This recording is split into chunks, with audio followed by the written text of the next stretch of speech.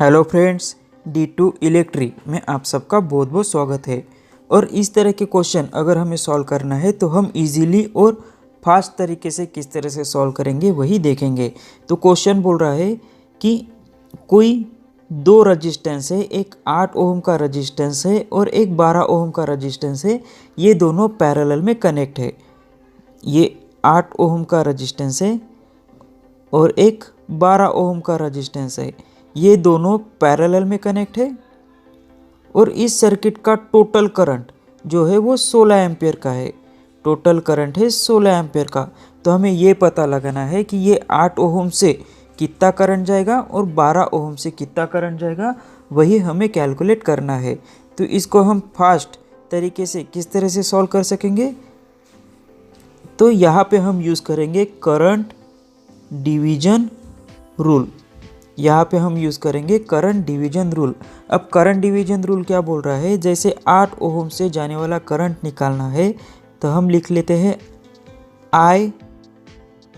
8 ओम से जाने वाला करंट निकालना है तो इसके अपोजिट वाली पैरेलल में जो भी लगा है उसका अपोजिट वाला लिख लेंगे। तो यहाँ पे लिख लेंगे 12 डिवाइडेड बाय, अब ये 12 और 8 इन दोनों की एडिशन, तो 12 प्लस 8 इन दोनों के एडिशन, और टोटल करंट कितना है सर्किट का 16 एम्पियर का, तो वो हम लिख लेंगे यहाँ पे।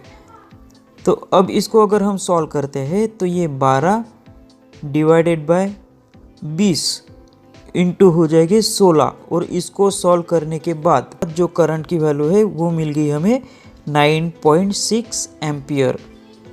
मतलब ये जो 8 ओम्स है, ये 8 ओम से जो करंट की वैल्यू जाने वाली है वो जाने वाली है 9.6 एम्पियर। करंट की वैल्यू मिल गई।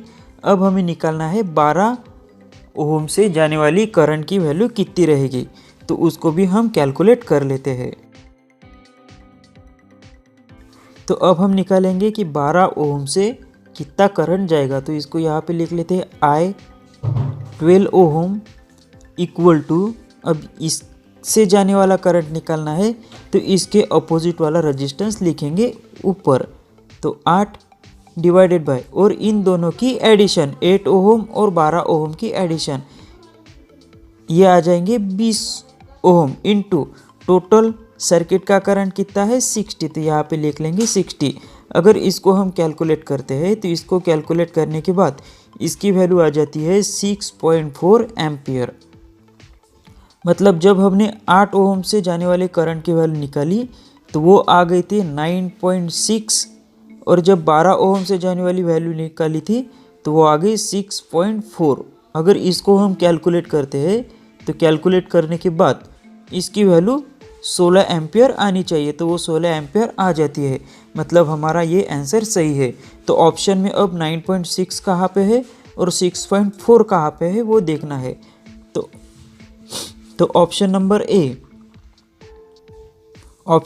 ए ये नहीं है। यहाँ पे 6.4 है लेकिन यहाँ पे 6.9 है, तो ये नहीं होगा।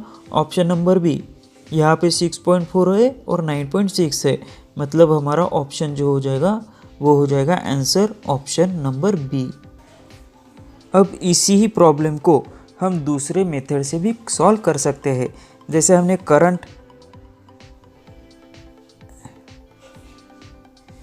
हमने करंट डिवीजन रूल का यूज़ करके कैलकुलेट किया था पहले मेथड से, तो दूसरे मेथड से भी यूज़ कर सकते हैं जिसको हम ट्रेडिशनल मेथड बोलेंगे। तो उसमें किस तरह से सॉल्व होगा, जैसे ये एक रेजिस्टेंस है 8 ओम का और ये दूसरा रेजिस्टेंस है 12 ओम का, और टोटल सर्किट का करंट है 16 एम्पियर। तो सबसे पहले हम इन दोनों का R इक्विवेलेंट निकालेंगे।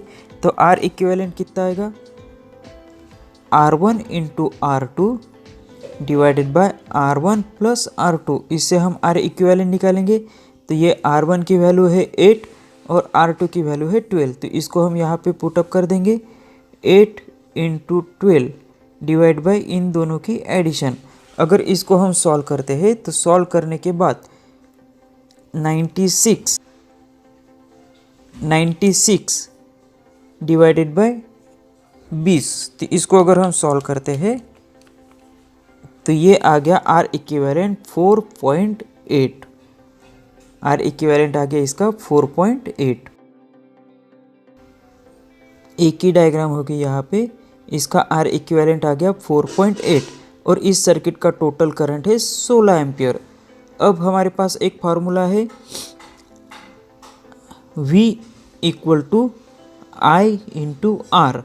तो यहाँ से हम वोल्टेज की वैल्यू निकाल सकते हैं। करंट की वैल्यू दी है हमारे पास 16 और रजिस्टेंस टोटल सर्किट का कितना है 4.8। तो टोटल सर्किट का जो वोल्टेज हो जाएगा वो निकल के आ जाएगा 76.8 वोल्ट। मतलब अब एक रजिस्टेंस है 4.8 का, इसका टोटल करंट है 16 एम्पियर और इसकी वोल्टेज की जो वैल्यू है वो निकल के आ गई 76.8 वोल्ट। तो ये तीनों हमें मिल गई। तो अब हम क्या करेंगे, तो यहाँ से ये 8 ओम, दूसरा था पैरेलल में लगा हुआ 12 ओम और टोटल सर्किट का करंट था 16 एम्पियर और वोल्टेज हमने जब निकाला तो वो निकाला 76.8 वोल्ट। तो अब हमें ये 8 ओम से जाने वाले करंट की वैल्यू निकालना है। तो हम क्या करेंगे, अभी I इक्वल टू, आई का फार्मूला क्या हो जाएगा V डिवाइडेड बाय R। अब वोल्टेज कितना है हमारे पास 76.8 और I मतलब यहाँ से जाने वाला करंट निकालना है तो इसकी वैल्यू है 8।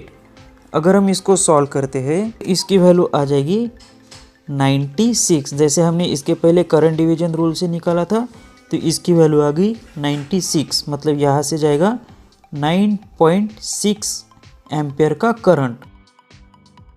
तो 8 एम्पियर से 8 ओम से जाने वाली करंट की वैल्यू आ गई 9.6 एम्पियर। ये आंसर नंबर 1 हमें मिल गया। अब 12 ओम से जाने वाला करंट निकालना है तो हम क्या करेंगे, फिर उसी तरह से आई का फार्मूला है V divided by R।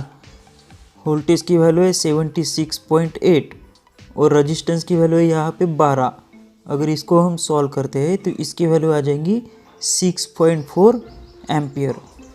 6.4 ampere. तो ये हमारी ट्रेडिशनल मेथड है। तो ट्रेडिशनल मेथड से भी हम सॉल्व कर सकते हैं, तो इससे भी हमारा आंसर सेम आ जाएगा। तो हमने एक पहली मेथड देखी थी करंट डिवीजन रूल और ये दूसरी मेथड थी ट्रेडिशनल मेथड, इससे भी हमारा आंसर सेम आ गया। तो इस तरह से हम इस क्वेश्चन को सॉल्व कर सकते हैं। लेकिन कम टाइम में अगर सॉल्व करना है तो हम करंट डिवीजन रूल अगर यूज़ करते हैं इस तरह के क्वेश्चन इजीली कम टाइम में सॉल्व कर सकते हैं। सो फ्रेंड्स, आज के लिए इतना ही।